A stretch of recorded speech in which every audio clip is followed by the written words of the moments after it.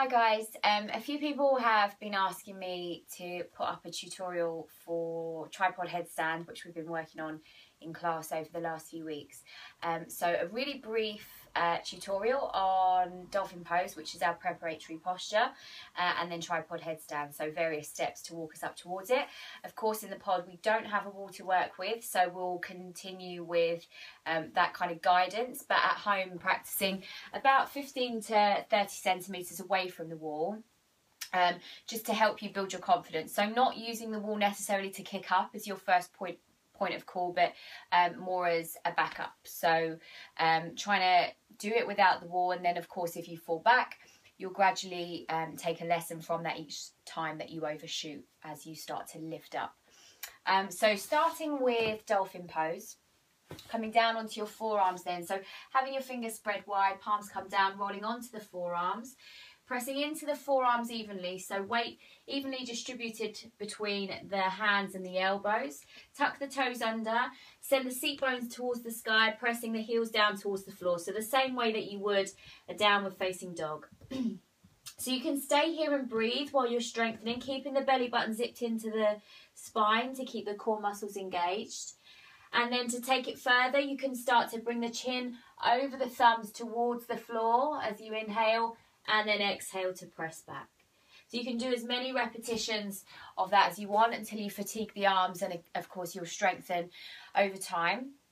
And then to move it on to the tripod headstand, I'm going to walk us through it exactly the same way that I would in class. So if you were starting sitting on your heels, bringing your palms flat to the floor, shoulder width apart, having your fingers spread really, really wide so you've got a bigger surface area to help you with your balance and calibrate through.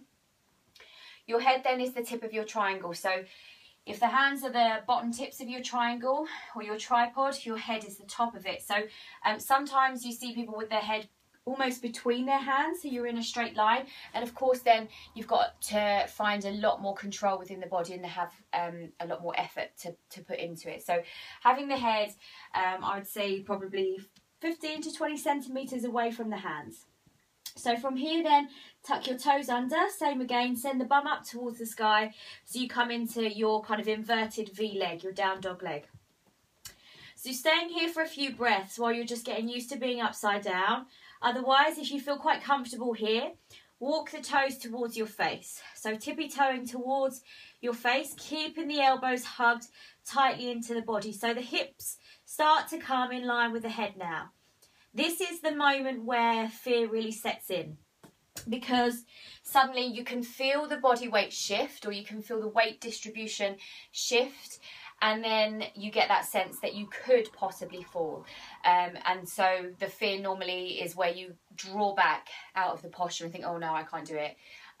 So hopefully with having the wall to practice on, that will go away. So again, from there, once you've got the hips over your head, keep hugging those elbows in. So again, if the elbows splay out, you've got more to kind of control as you wobble around. So elbows keep hugging into the body, to the midline of the body. And then you can start to bring the knees up onto the upper arm bones, keeping the belly button zipped into the spine. So from here then, when you're ready, you can start to lift one leg to the sky and then lift the other leg to the sky.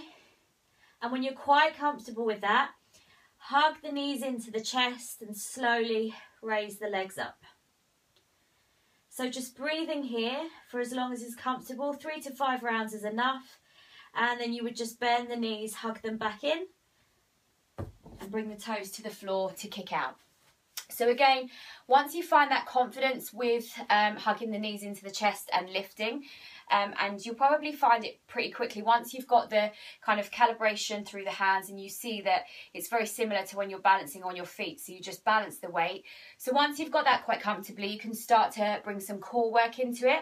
So same again, bringing your palms to the floor, shoulder width. The head is the tip of your triangle, tucking the toes under and raise the bum towards the sky. So staying on your tippy toes again. Keep hugging the elbows in as you did before, but this time we'll skip the kneeling onto the upper arm bones and bring the core in by lifting with straight legs. So again, zip that belly button in, press the palms into the floor, and then you can start to lift the feet away with straight legs. So that brings a lot more ab work into the equation. And do the same to lower down. So you're still pressing the floor away from you with the palms of your hands, but slowly lower the feet. So keeping the hips over your head as the feet come down. Touch the floor with the toes. And you're done.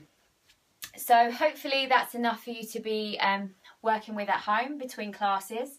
And if you have any questions at all, get in touch with me on my Facebook page, Hot Pod Yoga West Wales, or KC Yogini Core Vinyasa Yoga. Thanks, guys.